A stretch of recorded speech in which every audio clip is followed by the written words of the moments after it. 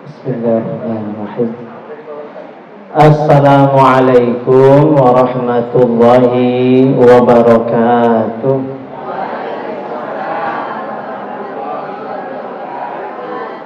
Alhamdulillah wa syukrulillah wassalatu wassalamu ala rasulillah wa ala alihi wa sahbihi wa mawala. Asyhadu an la ilaha illallah wahdahu la syarika lah wa asyhadu anna Muhammadan abduhu wa rasuluhu la nabiyya wa la rasula ba'dah. La haula wa la quwwata illa billah. Alhamdulillah, bapak-bapak dan ibu-ibu yang dirahmati Allah, yang saya hormati, saya muliakan, juga Ketua Takmir Masjid Nurul Iman, Bapak Profesor, Bapak Kiai Haji Profesor Anwar Effendi yang dirahmati Allah. Mudah-mudahan jadi kiai betulan. Yang saya hormati juga bapak-bapak, segenap pengurus Dewan Takmir, ibu-ibu yang masih unyah-unyah semuanya. Pancen no? Mudah-mudahan Allah bukan hanya kumpulkan kita di sini saja, nanti di surga Allah kita ketemu lagi ya. Amin, Allahumma amin. Juga adik-adik ini semuanya bawa buku catatan nggak adik-adik ini? Halo, bawa buku nggak nanti untuk tanda tangan? Bawa. Oke, yang ribut Pak Ustadz nggak mau tanda tangan. Ini harus tenang. Oke, setuju? Alhamdulillah Bapak Ibu yang dirahmati Allah Subhanahu wa taala, dari tepang kula mriki pun dangu sangat keren mriki. Dulu saya ingat saya kesini ibu-ibu masih nom-nom biyen. Saiki ya Allah. Innalillahi. Suwi lah ketemu, terus kewek-kewek. Sehat-sehat toh ibu-ibu? Ya, monggo silakan Bapak Ibu.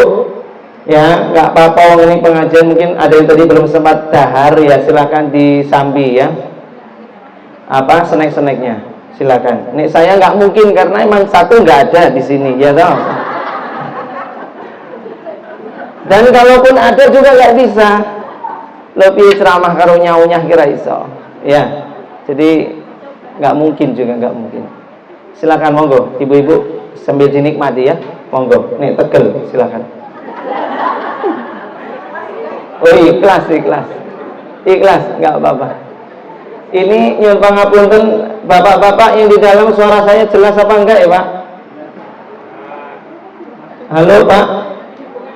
Nah, yang di dalam.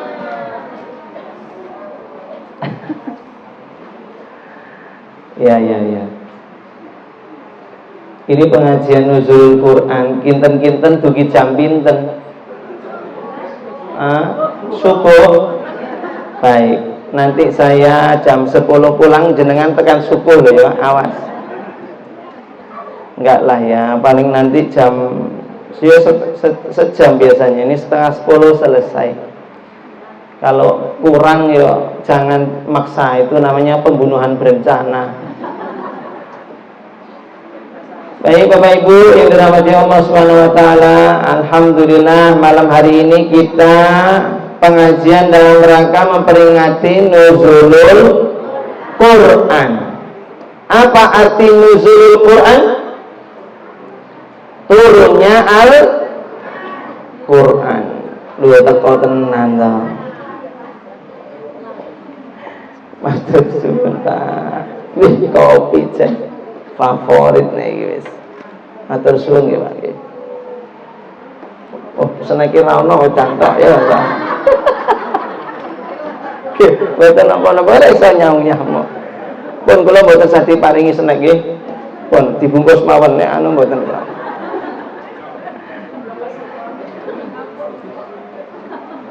Ini sekarang tanggal berapa Ibu Bapak? Tanggal berapa Ramadan? Kita memperingati Ramadan tanggal 17, betul? Jangan pernah mendengar ayat ini surat apa ini? Coba tebak-tebakan. A'udzubillahi minasyaitonirrajim. Inna anzalnahu fi lailatul qadar. Surat apa? Apa artinya? Inna anzalnahu, sesungguhnya kami menurunkan dia, Al-Quran, Lailatul Qadar, pada malam Al-Qadar. Jadi Al-Quran itu turun di malam Pertanyaan saya berikutnya, Al-Qadar itu turunnya tanggal berapa? 10 hari terakhir, betul? Iya kan? Berarti Al-Quran turunnya di 10 hari terakhir. Lah sekarang tanggal berapa? Oh, belum masuk 10 hari terakhir. Kan Quran itu turunnya di malam Al-Qadar, betul nggak? Berarti kan bisa tanggal 21, bisa tanggal malam 23, 25, 27 atau 29, betul? Bahkan para sahabat riwayat paling banyak tanggal 27. Lah sekarang tanggal berapa? 17. Oh, 27 Maret. Aliran gue. Sekarang kan tanggal 17 Ramadan, kan begitu. Belum masuk 10 hari terakhir. Lo kok sudah diperingati turunnya Al-Quran, kipi ceritane menyongsong. Yuk, saya nanyanya nggak ke bapak-bapak, ke ibu-ibu aja ya. Kecuali istri saya nggak, ke ibu-ibu aja. Ibu, kalau ada yang bisa jawab nggak kira-kira? Aku ngantongi duit piro lagi. Kok mangatus terak. Nah, ini duitnya mau. Wes engko motong amplop wis. Bu, tak kei 50.000 sing iso jawab. Ini kan peringatan tanggal 17. Betul? Nuzulul Quran. Padahal Quran itu diturunkan di malam Al-Qadar. Malam Al-Qadar kan 10 hari terakhir. 17 kan belum 10 hari terakhir. Ada yang bisa jawab? 50.000 cash. Ora cash deh engko. Menyongsong. Nyerah ya? Oke, saya tambah 100.000. Nyerah? Tak tambah 150.000. Dah, langsung tutup. Dah, nyerah ya. Main duit kurang kelong itu loh. Nah, cukup. Nggak usah dijawab. Biar saya jelaskan saja. Begini ceritanya. Al-Quran itu Bapak Ibu diturunkan dalam 3 fase. Kenapa? 3 fase, 3 tahapan Quran itu turun. Yang pertama dari Allah ke dalam Lauh Mahfuz.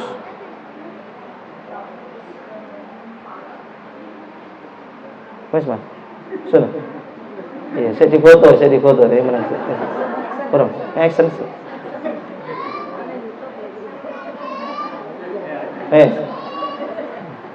Ketimbang mencucu saya ngomong. Yang pertama turunnya dari Allah ke Lauh Mahfuz. Fase yang kedua dari Lauh Mahfuz, kitab Lauh Mahfuz itu sudah 30 juz. Quran itu sudah 30 juz. Dari Lauh Mahfuz turun ke langit dunia 30 juz juga. Lah, dari kitab Lauh Mahfuz ke langit dunia 30 juz, itulah inna anzalnahu fi lailatul qadar. Quran turun di malam Al-Qadar itu dari Lauh Mahfuz ke langit dunia. Nah, yang kita peringati ini tanggal 17 Ramadan, Nuzulul Quran, itu turunnya Al-Quran dari langit dunia, diecer kepada siapa? Nabi Muhammad Sallallahu Alaihi Wasallam. Turunlah surat yang pertama, surat Al-Alaq, Iqra bismi rabbikal ladzi. Nah, itu turun tanggal 17 Ramadan. Paham Bapak Ibu? Halo, paham Bu? Gandeng sampun paham. Kelihatan pun cekap semanten ya. Ini pun paham sedaya. Alhamdulillah, kayak rampung. Aku ya seneng ya. Baik, jadi itu yang kita peringati sekarang. Lah, yang menarik itu begini ibu-ibu, bapak-bapak semua. Ini bahas masalah Al-Quran itu, saya mau nanya dulu ke Bapak Ibu. Ini nanya lagi saya. Nabi Musa, adik-adik lah, nggak usah ibu bapak. Adik-adik gini, dek, ayo, dek. Pak Ustadz mau nanya ya. Nabi Musa alaihi salam, apa mujizatnya? Nabi Musa. Apa mujizatnya? Mujizatnya apa? Dengan apa? Tongkat. Nabi Musa berarti mujizatnya tongkat. Oke, pertanyaan kedua, Nabi Isa alaihissalam, apa mujizatnya Nabi Isa? Nabi Isa. Bingung? Ronaldo sekolah nanti.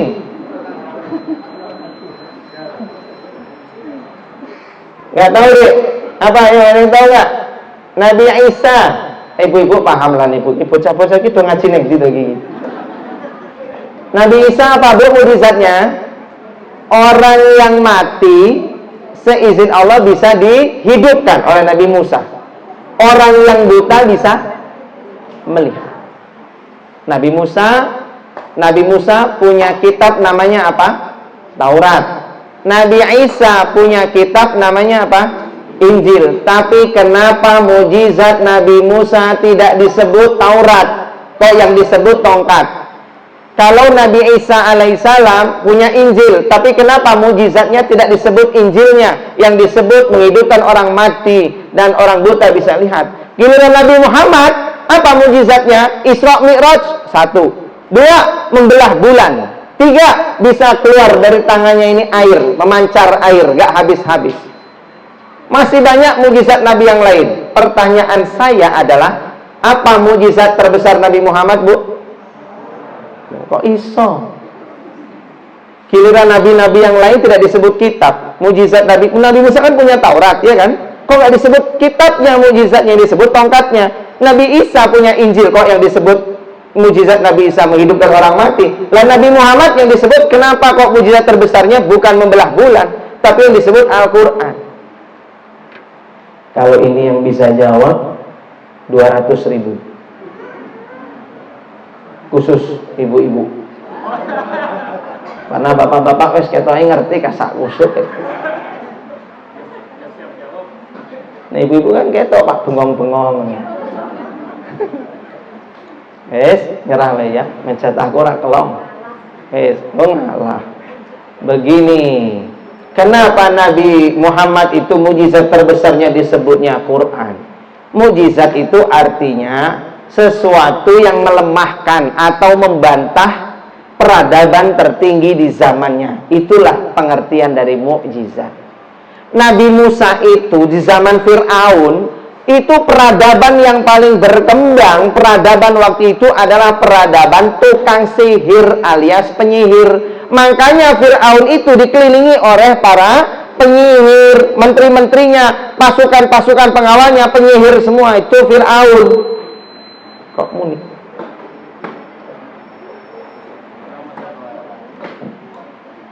Izin minum dulu boleh? Nengok jadi telai izin aku.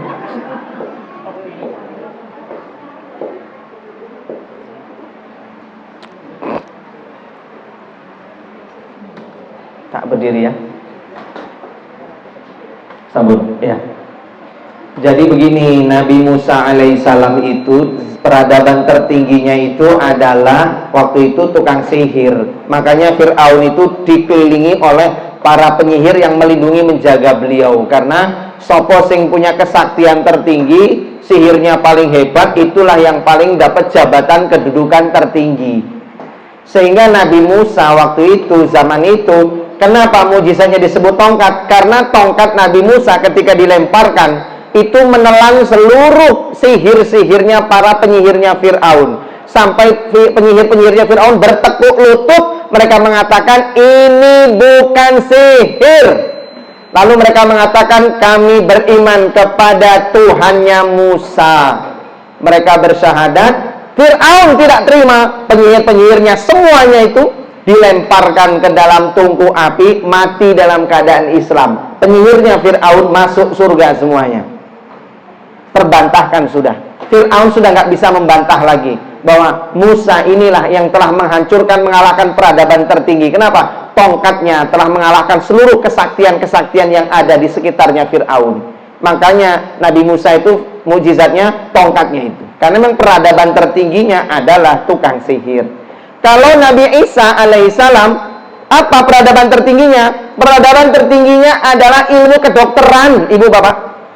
Jadi siapa yang memiliki ilmu kedokteran tertinggi, itu yang paling terhormat pada masanya. Kedudukannya paling tinggi. Makanya Nabi Isa alaihissalam oleh Allah dijadikan kelebihan mukjizatnya. Orang mati bisa hidup. Dokter-dokter dari zaman Nabi Isa sampai sekarang nggak ada ceritanya orang sudah mati bisa hidup. Itulah mukjizat Nabi Isa, membantah seluruh peradaban-peradaban tertingginya. Ilmu kesehatan gagal semuanya. Nggak ada yang bisa mengalahkan kesaktiannya Nabi Isa menghidupkan orang mati seizin Allah. Artinya apa? Dari situ ketahuan. Mereka para dokter-dokter itu mengakui ini bukan ilmu, tapi ini dari Tuhan.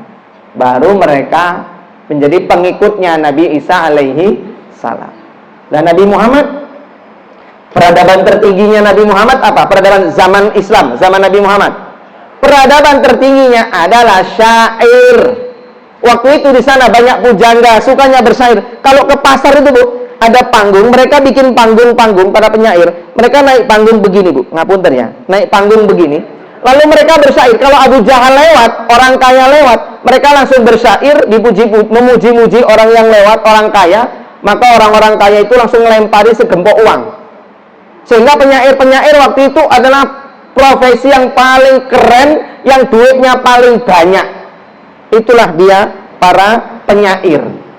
Dengan kata-kata syair itu bisa menggerakkan orang-orang untuk berbuat ini, berbuat itu, karena dahsyatnya syair.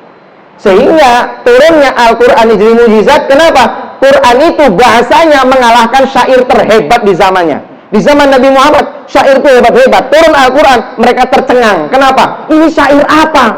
Muhammad itu oleh Allah diharamkan dua perkara. Satu, Nabi Muhammad gak bisa baca, gak bisa nulis, gak bisa baca. Itu diharamkan oleh Allah. Yang kedua, Allah mengharamkan atas Nabi Muhammad itu bersyair. Jadi Nabi Muhammad itu gak bisa berpuisi, gawe syair itu gak bisa. Sehingga mereka heran, kenapa? Nabi Muhammad ini nggak mungkin mencontek kitab-kitab, nggak mungkin baca kitab sastra, dan nggak mungkin mengarang, itu nggak mungkin. Sehingga mereka mengatakan ini bukan karya Muhammad, nggak bisa Muhammad, mengada-ngada nggak bisa. Nah itulah dia, karena Quran bahasanya paling tinggi, melemahkan seluruh syair-syairnya orang Arab di zamannya waktu itu. Sehingga mereka takluk, mau memperdengarkan Quran, mau mendengarkan Al-Quran. Sampai-sampai, nah ini ceritanya, Abu Jahal itu, saking dia itu penasaran dengan setiap untayan Quran. Kalau ada tugas pergi, dia harus berdagang keluar kota. Abu Jahal itu selalu nyuruh seorang budak. Untuk apa? Datang ke majelisnya Nabi Muhammad. Untuk apa? Mendengarkan apa ayat-ayat Quran yang baru turun itu apa. Saking apa? Abu Jahal ini pakar syair, pintar syair. Dengar syairnya, bukan syair, dengan bahasa Quran, Abu Jahal saja tercengang, heran, gumun. Disitulah makanya budaknya dibayar untuk apa? Sekedar nonton, dengarkan Nabi Muhammad Sallallahu Alaihi Wasallam. Ini syair. Tapi, ada tapinya. Kenapa? Quran bukan sembarang Quran. Ada Injil, ada Taurat, ada Al-Quran. Al-Quran walaupun mujizatnya mengalahkan syair-syair, sampai ada salah satu surat, judul suratnya Asy-Syu'ara, artinya syair-syair. Tapi Quran ini luar biasa. Walaupun dia cuma kitab, tetapi dia, lihat, kalau di zaman Nabi Musa kan sihir, iya nggak? Pertanyaan saya, Quran bisa nggak menangkal sihir dengan Quran? Bisa nggak? Halo, bisa nggak? Nah, hebat nggak? Walaupun ini cuma kitab syair, selain membantah bahasa tertinggi, ternyata Quran itu sihir, saktinya kayak apa? Dengan Quran, sihirnya mental. Betul? Nabi Isa bisa, orang sakit bisa sembuh, sekali usap. Pertanyaan saya, Quran itu bisa nggak untuk menjadi obat? Nah, itulah hebatnya Quran. Kenapa? Kompilasi. Di situ ada mujizat zaman Nabi Musa, ada mujizat zaman Nabi Isa, ada mujizat zaman Nabi Muhammad, kumpul di Al-Quran. Tadi dibacakan oleh Ustadz, apa bunyinya tadi? Wa nunazzilu minal Qur'ani ma huwa syifa. Dialah Quran bisa juga menjadi obat. Itulah kenapa, Masya Allah, ini salah satu mukjizat Al-Quran yang mesti kita senangi, banggakan. Ibu-ibu semua dirahmati Allah. Aku tak ngizin ngombe dulu ya. Ini saya tadi ngomong serius karena ini penting supaya kita paham dahsyatnya Al-Quran. Bismillah.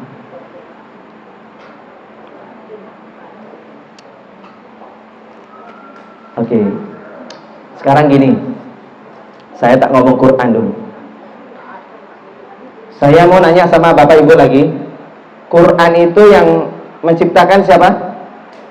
Bukan menciptakan ya, kan berasal dari Allah Subhanahu wa taala, betul? Iya apa iya? Buktinya apa? Saya minta bukti. Kalau Quran itu nggak berubah-berubah, siapa tahu Nabi Muhammad lupa, siapa tahu ada yang lalai sehingga nulisnya kecampur dengan bahasanya Nabi Muhammad. Kalau ada yang bilang begitu, kita jawab apa? Bisa jawab nggak kalau gitu? Misalnya ada orang bilang, Quran itu isinya itu sebenarnya mungkin bahasanya Nabi Muhammad campur-campur. Kan Nabi Muhammad kan manusia juga, bisa aja lupa-lupa. Mungkin ayatnya ada yang ketinggalan, mungkin ada yang ketambah-tambah. Kita caranya tahu bagaimana? Ini Quran. Pertanyaan saya, antara Quran, Injil, Taurat yang paling benar yang mana? Al-Quran kan? Tapi kan kata orang Nasrani kan mereka yang lebih benar, Injil lebih benar daripada Quran. Terus pertanyaannya, gimana caranya kita membantah mereka? Bingung? Baik, saya jelaskan. Ini kisah perjalanan saya. Mudah-mudahan ini jadi pelajaran untuk ibu-ibu semua di sini, termasuk buat bapak-bapak di dalam masjid atau di luar. Tentang Quran. Satu, saya waktu itu dalam perjalanan Pak, dari Surabaya ke Yogyakarta naik kereta. Dari stasiun Gubeng itu menuju ke stasiun Tugu. Di situ saya berdoa kepada Allah. Doanya gini, ya Allah, mudah-mudahan saya nanti di kereta duduknya sama cewek. Ya Allah, itu doa saya. Mudah-mudahan duduk sama cewek. Kenapa saya doa begitu? Karena ketika saya berangkat dari Jogja ke Surabaya, pas berangkatnya itu saya duduk dengan laki-laki. Laki-lakinya itu mohon maaf badannya gemuk, gede, gendut, sehingga lemaknya itu menyeberang jalur Gaza, jalur perbatasan. Saya kejempet, tersiksa saya. Sudah badannya kecil, kejempet saya. Saya makanya doa, mudah-mudahan saya pulang duduk sama cewek. Kenapa? Kalau cewek itu biasanya kan jaga jarak, dia sendiri mepet-mepet kan gitu, sehingga saya bisa tidur nyenyak. Subhanallah, ketika saya masuk ke kereta naik, pas mau pulangnya itu, betul, ternyata ada cewek di situ. Cuman sayangnya saya doanya itu nggak komplit. Ternyata yang duduk cewek-cewek tuwek ternyata. Nenek-nenek rambut putih, tapi bukan sembarang nenek. Ini nenek bukan sembarang nenek. Cakep. Ini bukan pantun. Ini nenek bukan sembarang nenek. Kenapa? Di atas kepalanya ada tudung putih. Ada kayak tudung, bajunya putih-putih, rok sampai setengah betis. Kira-kira siapakah dia? Suster biarawati. Mikir saya, nenek-nenek tapi dia udah tua. Saya mikir, waduh, kenapa saya doanya nggak komplit ya Allah? Memang sih duduk sama cewek, tapi nggak tanggung-tanggung ini. Kenapa? Sepanjang jalan kan dua pemuka agama jejer bareng, Pak. Tapi saya pakai baju biasa. Dia nggak tahu kalau saya ini penceramah, itu nggak tahu. Saya duduk aja di sebelah. Ini ceritanya begini, saya duduk di sebelahnya kan. Nah pas perjalanan pulang, saya tak iseng-iseng ngajak ngobrol. Saya jebak dia begini pertanyaan. Suster dari mana? Saya tanya. Oh dari Surabaya. Kok ke Jogja? Emang rumah di Jogja atau bagaimana? Oh enggak. Kami mau rapat yayasan. Yayasannya apa suster? Saya tanya. Panti Rapih. Kok sampai jauh-jauh sampai sini? Saya ketua yayasannya. Dalam hati saya, iki dedeng kote tenan nih. Ketua yayasan Panti Rapih. Duduk di sebelah saya. Ini orang bukan ecek-ecek berarti kan? Nah, saya iseng-iseng gini. Suster, saya ini lagi galau suster. Saya waktu itu pakai baju biasa, nggak pakai peci. Saya bilang gini, suster, saya ini lagi galau. Boleh nggak saya curhat suster? Wajahnya si suster langsung tampak seneng, bukan main Pak. Ngelihat saya itu, silakan mas, mau curhat apa? Saking senengnya mungkin ngelihat saya itu kayak domba tersesat. Loh kan kita ini kan disebut domba tersesat. Nah, saya bilang gini, suster, saya ini lagi galau suster, lagi galau. Galau apa mas? Tolonglah beri saya petunjuk suster. Petunjuk apa? Saya ini lagi belajar agama suster. Saya lagi cari-cari mana yang paling benar, saya pingin ikut. Saya bilang gini, suster kalau bisa jawab pertanyaan saya ikut agamanya suster. Saya bilang gitu.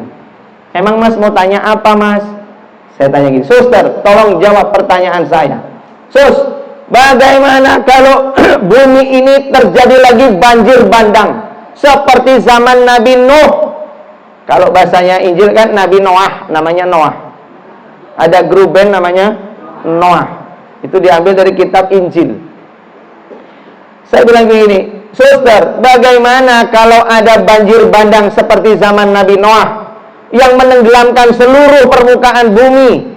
Quran hancur, Injil hancur, Taurat hancur, kitab semuanya elektronik, HP, komputer hilang semuanya. Tidak ada yang tersisa. Yang tersisa tinggal manusianya saja. Semua kitab baik dalam bentuk tertulis ataupun dalam bentuk digital, semuanya hancur terkena banjir bandang. Pertanyaan saya, suster, tolong jawab.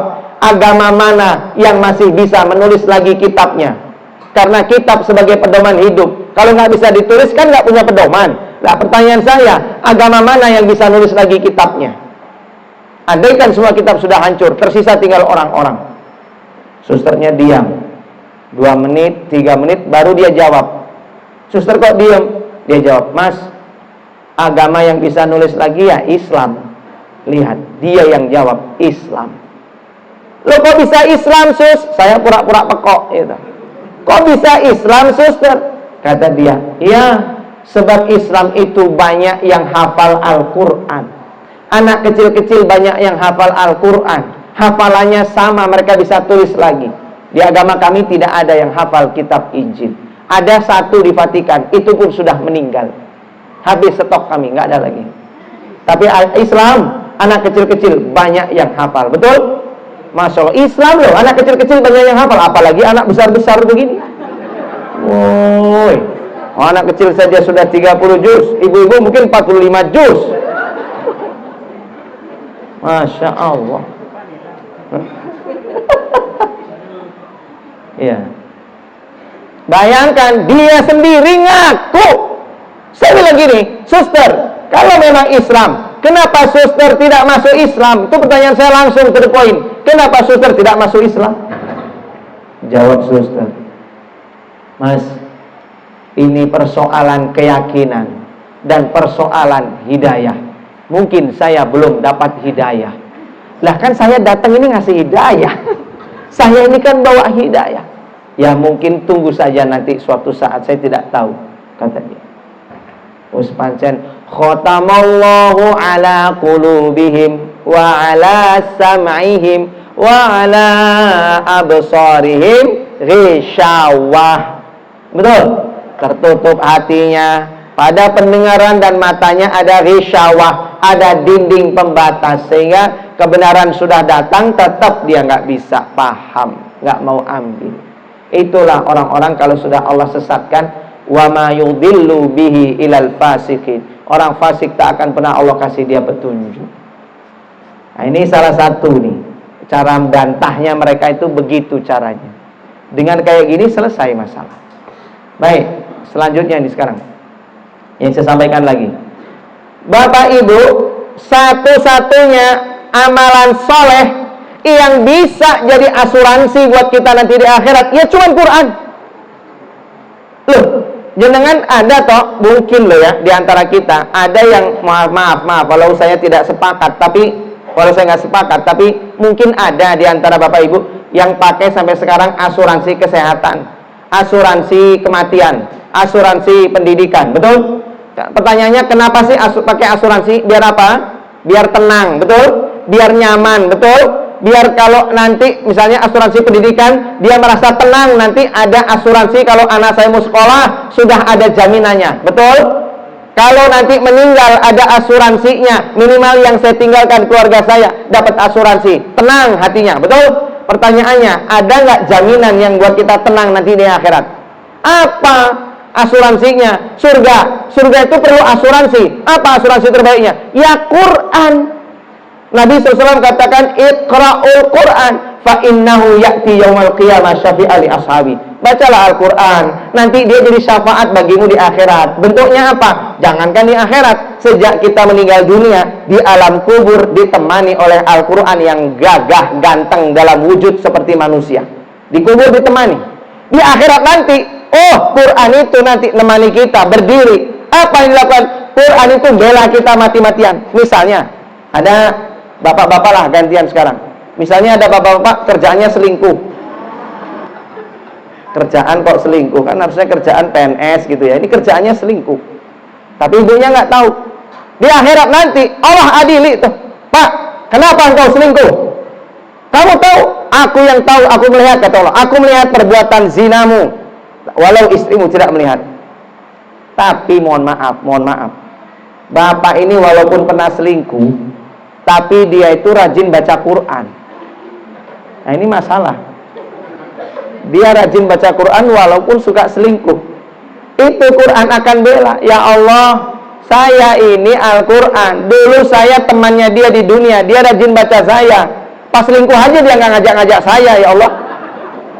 Tapi kalau nggak lagi selingkuh, bacaannya saya terus, ya Allah. Kalau kau mau masukkan dia ke neraka, saya ikut-ikut ke neraka. Kalau Quran masuk neraka, mungkin nggak kira-kira? Nggak mungkin. Maka dia akan dibela habis-habisan oleh Al-Quran. Tapi maksud saya ceramah begini bukan berarti Bapak Ibu bebas maksiat, yang penting baca Al-Quran. Bukan begitu maknanya. Kan kita nggak tahu, siapa tahu pas maksiat terus dia meninggal dunia. Ya, walaupun dia baca Al-Quran, matinya su'ul khotimah, pahalanya habis semua. Berarti pahala-pahala baca Al-Qurannya habis. Ya mungkin bapak yang selingkuh ini matinya pas baca Al-Quran, mungkin. Dia sempat taubat. Dengar tausiah saya lagi tentang selingkuh. Nah, yang harus dipahami adalah, walau kita ini mungkin banyak dosanya masa lalunya, Quran itu yang bela mati-matian. Dosanya kayak apa? Dibantu sama Al-Quran, dibela mati-matian di depan Allah. Dan kita ini butuh pengacara. Coba pertanyaan saya, amalan apa yang besok berwujud jadi pengacara? Apa coba? Ya kecuali Al-Quran itulah. Jadi pengacara, bela kita. Makanya bacalah Al-Quran. Itu satu. Nah sekarang gini, saya ingin ngomong masalah mukjizat Al-Quran. Mukjizat. Coba ya, nabi-nabi dulu kan, Nabi Musa wafat, mukjizatnya hilang, sudah, betul? Kan nggak ada mukjizatnya diwariskan ke umatnya. Nabi Isa alaihissalam, Nabi Isa itu wafat, bukan wafat, diangkat ke langit, mukjizatnya kan sudah nggak ada lagi. Ikut Nabi Isa, selesai. Pertanyaannya, Nabi Muhammad wafat, meninggal dunia, mukjizatnya masih ada nggak? Masih, ditinggal untuk umatnya. Coba, saking baiknya Nabi Muhammad, cintanya Allah kepada umat ini, mukjizat Nabi dipakai. Sayangnya banyak orang nggak mau pakai mukjizat Al-Quran. Itu sayang. Mas Awan, ada apa Pak? Mas Awan, saya mau konsultasi Mas. Apa Pak masalahnya? Mas Awan, mohon maaf, saya sama istri saya nikah, itu sudah sekitar 20 tahun, kami belum punya momongan. Bapak udah periksa? Sudah Pak Ustadz. Apa kata dokter? Kata dokter kami normal Pak Ustadz. Tapi kok normal 20 tahun nggak punya ya Pak Ustadz? Berarti Bapak pingin punya anak? Pingin Pak Ustadz, tapi rasa-rasanya kalau bisa punya anak, kalau istri saya hamil, itu rasa-rasanya kayak mukjizat Pak Ustadz. Lah itu jawabannya. Apa Pak Ustadz? Kan Bapak yang bilang kalau punya anak kayak mukjizat. Kalau gitu mukjizatnya datangkan. Apa Pak Ustadz? Baca Quran, kan Quran mukjizat. Terus berdua tadarus khataman mereka.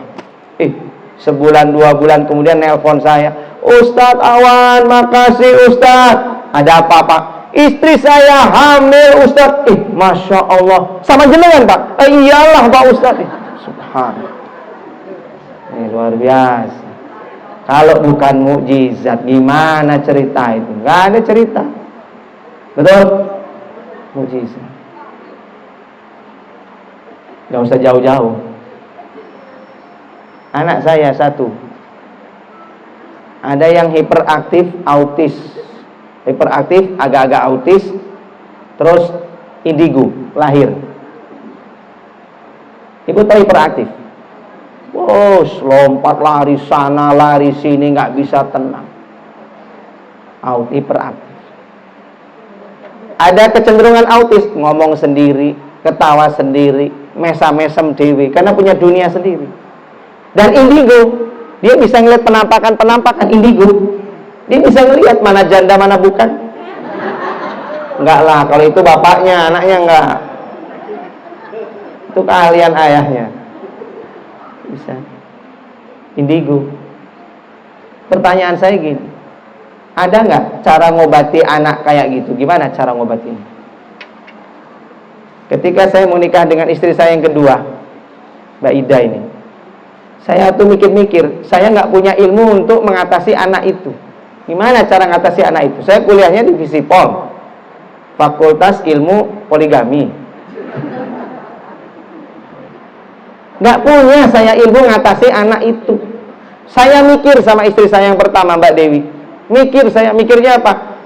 Kita kalau nikah sama Mbak Ida, gimana cara didik anaknya yang qadarullah ada yang seperti itu? Saya nggak ngerti gimana caranya. Saya sama istri istihoroh terus, istihoroh. Udahlah, bismillah, mantep, kita bareng-bareng. Habis nikah di Solo, Boyong, Yogyakarta. Tugas saya adalah langsung mindahkan dari SLB Solo, pindah ke Yogyakarta.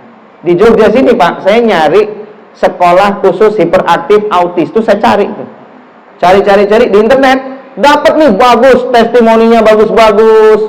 Cuman sayang paling bawah nggak bagus. Duitnya nggak bagus tuh. Nggak cocok ini. Wis rasito. Golek, akhirnya dapatlah di SLB Negeri 1 Sleman, Pakem. Yang pisang-pisang itu loh, Pasar Pakem, ada pisang-pisang. Beloklah ke timur itu.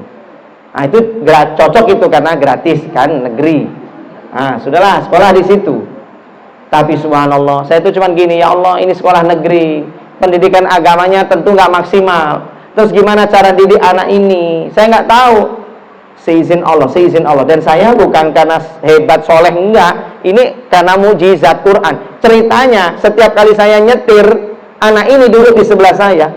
Itu saya murojaah surat Al-Baqarah. Itu aja saya lakukan 3 bulan. Itu saja nggak sengaja Pak, nggak tak niat, tinggal sengaja. Emang saya lagi menghafal juz 1, juz 2. Jadi saya baca Al-Baqarah, berangkat, nanti jemput pulang, gitu terus. Subhanallah. 3 bulan itu anak itu jadi anteng, jadi tenang. Ngalah-ngalahi anak saya yang nggak hiperaktif. Anak ini malah anteng, meneng. Lebaran saya ajak pulang ke Solo, ketemu bude-bude yang di Solo. Semua bude bilang begini, Mas Awan, iki bocah meriang loh Mas. Boten bude, Mas, iki meriang. Boten bude. Lah kok iso meneng? Kuwi kula leng ngrukyah kebablasan bude. 3 bulan Al-Baqarah terus. Masya Allah. Pertanyaan saya, Bapak Ibu, mana ada sekolah hiperaktif, sekolah autis bisa membereskan secepat itu selain Al-Quran? Emang ada? Kan saya bilang mujizat. Sayangnya orang nggak mau ngambil mujizat itu tuh, sayangnya di situ. Senjata kita itu. Kan nabi-nabi kan pakai mujizat, kalau pas kepepet, kepentok, keluarkan tuh namanya mujizat, kan gitu. Lah kita sering punya banyak masalah, kenapa nggak dikeluarkan tuh mujizat? Keluarkan mujizat. Maka insya Allah kita tuh kalau punya masalah itu selesai bisa. Ibu-ibu nih misalnya punya bapak adalah bapak uangnya galak, garang, uangnya ini nesunan, sidik-sidik nesu, keluarkan mukjizatnya. Apa? Al-Quran. Loh, uang marah itu datang dari mana? Setan. Setan tuh takut dengan yora. Setan tuh takut dengan bacaan Quran. Kalau sama Al-Quran nggak takut, besok bapak marah-marah, Pak, delok Pak. Yo, bapak tetap nesu. Delok Pak, nggak bisa. Ibu ngaji wae. Bapak nesu-nesu, a'udzubillahi ngaji wae. Sik nesu-nesu maca terus bismillahirrahmanirrahim. Asing marah-marah ben ke konsisten maca. Alif ba ta sa. Wis isone ngono wis ora apa-apa. Mas dia. Insyaallah dia nggak akan marah, Bapak. Pasti dia akan deketi ibu. Bilang apa? Bu, kowe meriang kok, Bu. Kok tumben? Dia Al-Quran. Bahkan nih, maaf ya, anak saya kan total tuh, kalau di total itu 11, meninggal 1 jadi 10. Itu biasa wae rasa mendelik, ngono kok. Jeleye ibu-ibu ya. Kaya ngece. Aku ki sregep, Bu. Ribet aja. Nah saya itu total itu segitu. Maaf, saya minta maaf. Orang le sombong-sombong orang ini kan berbagi resep, karena resep ini dari guru-guru kita. Ya tak tularke pengajian kita berbagi resep. Ada orang itu punya anak 2 wis kapok, punya anak 3 semumet cekot-cekot. Didik angel, beler-beler, nyekel HP ramadek-madek, nonton terus, dikon mandi angel, betul? Akuilah dia. Kon ngaji angel, kon niki angel, turu ngresiki kamar gak iso. Kon nyapu ra iso ra. Iki perasaan ana wong duwe anak loro gak iso, 3 gak iso. Tak resep ini. Kenapa saya kok alhamdulillah, masya Allah, tabarakallah, seneng duwe anak oke itu? Karena didiknya gampang. Pertanyaannya, kenapa resepnya? Gimana cara gampang didiknya? Gawene yo gampang, didik yo gampang. Alhamdulillah, masya Allah. Seizin Allah. Loh kok iso Pak Ustadz gampang len didik? Saya nggak punya resep apa-apa kecuali cuma 2. Itu yang tak terapkan di rumah, itu 2. Apa? 1, sholat. Ingat, anak itu sejak kecil sholat ki pokoknya kudu kita tegakkan. Jangan sampai mereka meremehkan sholat sejak kecil. Sholat, karena sholat itu tanha anil fasya'i wal. Nek sampai bocah kira sholat, sifat keji mungkar nempel sama anak itu. Susah kita didiknya. 1, sholat. Yang kedua apa? Quran. Bikin anak-anak itu senang baca Quran, bikin mereka itu suka dengan Al-Quran, menghafal Al-Quran. Begitu. Kenapa? Allah akan lembutkan hati-hati anak-anak itu. Allah akan lembutkan hati mereka. Allah akan jadikan anak itu terang jalannya itu gampang, mudah. Quran itu kan kayak cahaya. Kenapa? Quran itu, coba ibu lihat Quran gitu. Mesti tulisannya depan dari ini ada Quran itu. Tulisannya jelas banget. Al-Quranul Karim, iya enggak? Hampir semua Quran pasti covernya tulisannya Al-Quranul Karim. Apa artinya? Al-Quran yang mulia. Al-Quran yang mulia. Maka Quran itu mulia. Ibaratnya gini. Misalnya ini Quran. Quran itu ada orbitnya sendiri. Orbit ki garis edarnya. Kira-kira nih, kalau mic ini saya tempelkan, apa yang terjadi? Kalau mic saya tempelkan ke botol, apa yang terjadi? Nah, ikut muter kan? Ini apa tadi? Quran mulia kan? Maka apa-apa yang nempel sama Al-Quran pasti akan kebawa mulia. Nggak mungkin tidak. Anak kita itu kalau didekatkan sama Al-Quran, kebawa arusnya Quran. Apa itu? Mulia. Wong Al-Quran itu dari Allah Zat yang maha mulia. Dibawa oleh malaikat. Malaikatnya malaikat pun malaikat termulia. Malaikat siapa? Jibril alaihissalam. Itu malaikat paling mulia. Sayyidul malaikah. Turunnya di sebuah malam yang dilewati turunnya Al-Quran, malamnya pun langsung jadi malam paling mulia. Khairum min alfi syahr, namanya malam Lailatul. Gara-gara Quran turun, cuma dilewati Quran, malamnya pun jadi malam paling mulia. Turunnya kepada Nabi, nabinya pun menjadi nabi yang paling mulia, Nabi Muhammad sallallahu alaihi wasallam, Sayyidul Anbiya. Lah kalau kita sama, ini arus kumpulannya kemuliaan di sini semua, kumpulan kemuliaan. Kalau kita nempel ke situ, kita kebawa arus mulia. Hidup kita pasti mulia. Nah, jadi anak-anak itu harus dekatkan sama Quran biar akhlaknya mulia. Jalannya itu terang. Ada orang kalau buntu, hidupnya itu kepentok, misalnya sekarang gantian. Bapak-bapak nih ya, misalnya dua istri kok adalah bojone ki galak. Dua bojo siji bojo galak. Wis ngono cerigis. Ya misal Pak, misal wis bojone siji galak trigis. Golek meneh. Ah, wis ana usulan ki lho, Pak. Ibu-ibu lho sing ngusulke. Aku ora ngajari, aku gelem inspirasi kok. Lah itu bapak-bapak kalau punya istri begitu, gimana caranya? Bapak itu bingung. Kenapa coba? Bapak-bapak itu banyak yang istrinya kayak gitu. Ada bapak mau meneng wae. Nek ibu ngomel-ngomel, bapak mau meneng pakai ketek ketulup, meneng wae. Nggak wani nglawan, diketak-ketak bojone mung meneng wae. Pak, kalau bapak merasakan seperti itu, wedi karo bojo, lanang kok wedi karo bojo ki apa? Kalau bapak takut sama istri, sudahlah Pak. Bapak bingung carane didik istri kepiye? Maca Quran. Dalane kok rak padang. Rajin maca Quran, setelah itu doa, Rabb saya itu punya istri galak, ya Allah, aku serahkan kepadamu, terserah dia apa-apa ke manut. Ngono cara lindungo. Nanti loh ayatnya di surat An-Nur ayat 26 kan begitu. Al-khabisatu lil khabisina, at-thayyibatu lit thayyibina. Wong wedok sing elek ya ketemune wong lanang sing elek. Wong wedok apik ketemu wong lanang sing apik. Bapakne apik maca Quran terus ngono, bojone rak digawe apik. Carane piye? Dua. Satu, diberi hidayah atau dimatikan oleh Allah Subhanahu wa taala. Cabut nyawane bapak rabi meneh entuk sing apik. Paham, Pak? Bapak sering-sering wae yasinan. Nek bojo galak-galak yasini terus, yasinan. Suwi-suwi pasrah ke Allah. Kok tiba-tiba bojoku loro-loro, jilid meneh iki berarti kan. Jilid meneh ganti bojo, alhamdulillah. Allah, Pak. Betul. Quran itu benar-benar gawe padang, dalan kita di padang, ketemu Quran. Nah, maka Bapak Ibu semua dirahmati Allah Subhanahu wa taala, sudah jam 9 lewat ini. Maka dari itu saya bil khusus Awan Abdullah ngajak Bapak Ibu semua. Saatnya dengan momen nuzul Quran ini ya kita kembali kepada Al-Qur'an. Selak-selak kilah, sempat-sempat ke maca Al-Qur'an, berakrab-akrab dengan Al-Qur'an. Sejak itu lihat, perhatikan, hidup kita akan merasakan banyak mujizat. Pasti nggak mungkin tidak. Pasti saya bilang, pasti. Kenapa? Karena memang Quran itu mukjizat. Nanti kita akan mendapatkan tuh mukjizat pertolongan Allah Subhanahu wa taala. Makanya bacalah Al-Qur'an. Saya tutup dengan sebuah hadis Nabi sallallahu alaihi wasallam. Al-mu'minu yaqra'ul Qur'an kamassali utrujah.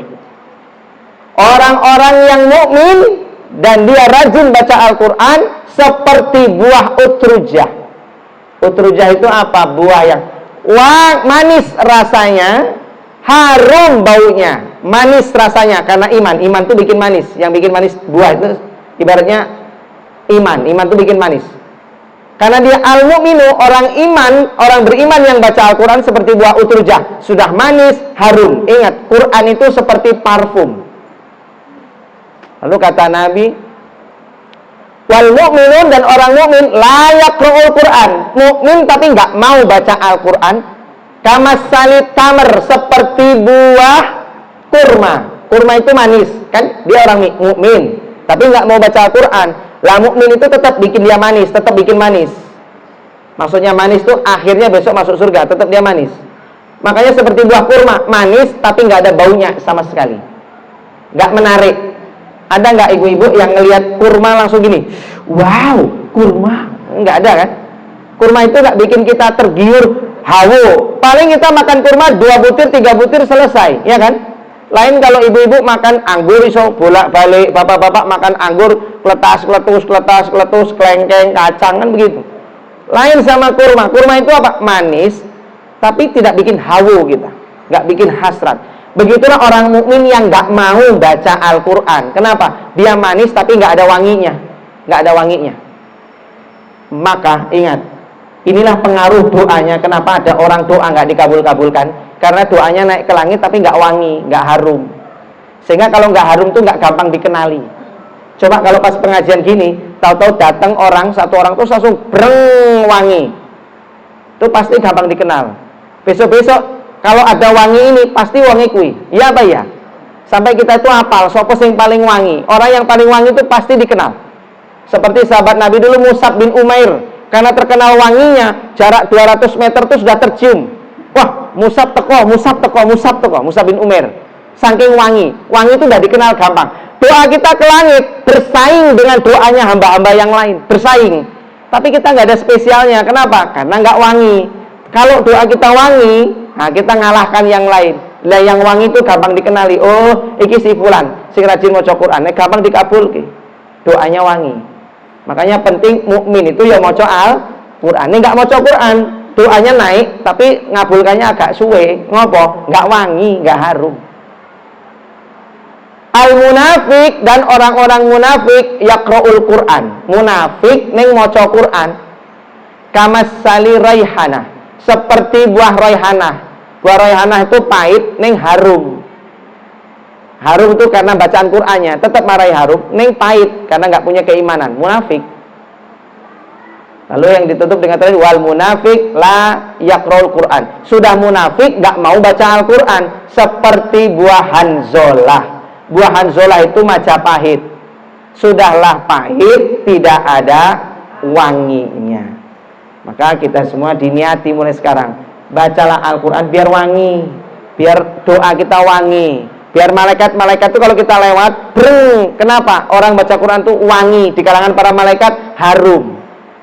Nah, itu dia, bacalah Al-Qur'an. Baik Bapak Ibu seperti dirahmati Allah Subhanahu wa taala, kita tutup dengan doa malam hari ini. Mudah-mudahan Allah Subhanahu wa taala ngabulkan doa kita. Al-Fatihah. A'udzubillahi minasyaitonir rajim. Bismillahirrahmanirrahim. Alhamdulillahirabbil alamin arrahmanir rahim maliki yaumiddin. Iyyaka na'budu wa iyyaka nasta'in. Ihdinas siratal mustaqim. Shiratal ladzina an'amta 'alaihim ghairil maghdubi 'alaihim waladdallin. A'udzu billahi minasyaitonir rajim. Bismillahirrahmanirrahim. Alhamdulillahirabbil alamin. Assalatu wassalamu ala asrafil anbiya'i wal mursalin wa ala alihi wa sahbihi ajma'in. Birahmatika ya arhamar rahimin.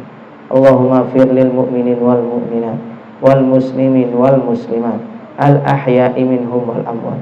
Innaka sami'un qaribun mujibud da'wat ya qadiyal hajat. Allahumma inna nas'aluka salamatan fid dina wa afiyatan fil jasadina wa ziyadatan fi ilmina wa barakatan fi rizqina wa taubatan qablal maut wa rahmatan indal maut wa maghfiratan ba'dal maut. Allahumma hawin alaina fi sakaratil maut wa najata minan nari wal afa indal hisab. Allahumma fir lana dhunubana wa liwalidina warhamhum kama rabbawna shighara. Allahumma inna nas'aluka ridhaka wal jannah wa na'udzubika min sakhatika wan nar. Allahumma inna nas'aluka al-qadr. Allahumma inna nas'aluka al-qadr. Allahumma inna nas'aluka al-qadr. Allahumma inna nas'aluka min husnil khatimah wa na'udzubika min su'il khatimah. Rabbana atina fid dunya hasanah wa fil akhirati hasanah wa qina adzaban nar. Wa sallallahu ala nabiyyina Muhammadin wa ala alihi wa sahbihi ajma'in bi rahmatika ya arhamar rahimin. Walhamdulillahi rabbil alamin. Baik Bapak Ibu yang dirahmati Allah Subhanahu wa taala, mudah-mudahan suatu saat bisa ketemu lagi, jumpa lagi. Mohon doanya juga, saya lagi bangun pondok di sini. Jadi nanti saya mungkin habis lebaran insyaallah mudah-mudahan pindah. Kalau sekarang kan masih tinggal di Candi Minangun, di Pandanaran, Jakal. Nah, nanti pindahnya dekat ke sini, Pohon Beringin. Tahu Pohon Beringin ya, Bu? Itu. Nah, jangan lupa mampir minum dawet dulu gitu. Nah, terus ke sana ke timur Mentok. Mentok kan jalan besar tuh. Nah, Ibu tinggal ke selatan dikit, langsung belok ke kiri, nanti ada Candi Kedulan. Nah, selatannya itulah. Di situ ada pondok yatim dan pesantren lansia. Jadi untuk lansia-lansia boleh mukim, boleh tidak mukim, nanti mondok di situ, nyantri di situ. Kalau yang nggak mukim, pagi pelajarannya. Nyantri untuk lansia nambah bekal. Kalau yang mau nginap, bisa nginap di situ, bermukim di situ. Insya Allah minta doanya, mudah-mudahan segera selesai bangun semuanya. Baik, saya tutup dengan sebuah pantun. Ibu-ibu jawab cakep gitu ya. Oke deh. Jalan-jalan ke kebun binatang. Kandang singa pintunya kebuka. Cakep kepiye wong kandangi kebuka lho. Kan kandangi kebuka. Matilah kita. Ibu gimana sih? Wis lah ngono wae lah. Ibu ora konsen. Ya, ikan hiu abu-abu. Ngono ulangi, ikan hiu abu-abu. I love you ibu-ibu. Assalamualaikum warahmatullahi wabarakatuh.